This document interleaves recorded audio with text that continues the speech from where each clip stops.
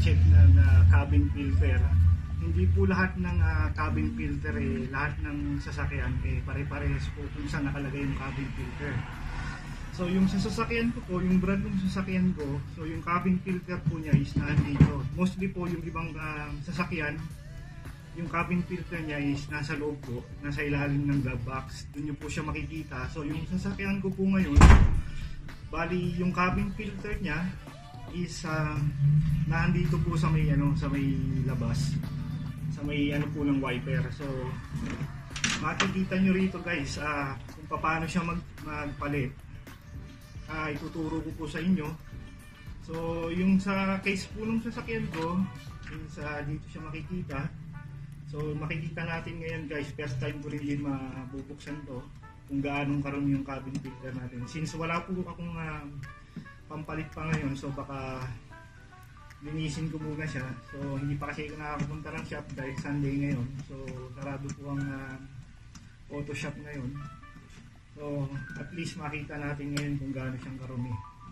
Kasi baka ito hindi pa na palitan since nung nabili to.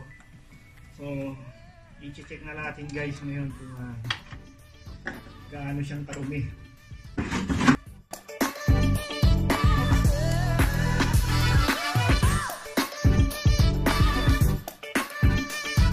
Nakikita ba? Yan. Yan, puro dahon.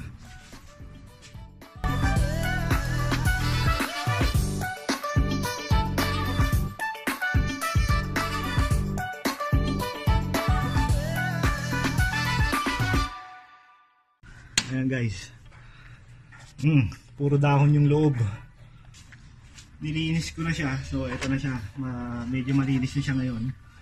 So ang nilinisin ko na lang is yung nandito sa loob. So makikita nyo.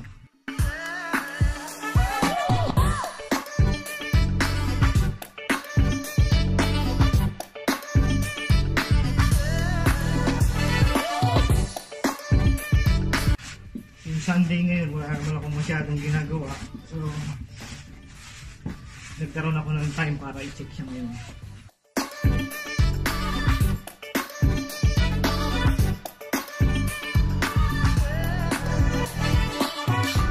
Ayan guys, medyo malinis na siya compare dun sa una nating nakita siya kanina. Okay na siya ngayon. So although hindi pa naman siya ganun kalinis, pero makikita nyo na wala na siya yung mga alikabok, mga dahon niya dyan sa loob. So okay na siya. Lagi nating i-check yan guys, para syempre sa kalusugan na rin natin. Sana po ay meron kayong natutunan na namang aral sa ating pag-check ng cabin filter. So next video natin guys, next episode, ito naman ang titignan natin. Baka marumi na rin siya, so kailangan na rin linisin. At saka guys, sa next video ipapakita ko sa inyo kung gaano kahalaga yung meron akong gagawin. Ito mahalaga siya na malaman nyo rin kung paano malinis tong cabin ng sasakyan natin.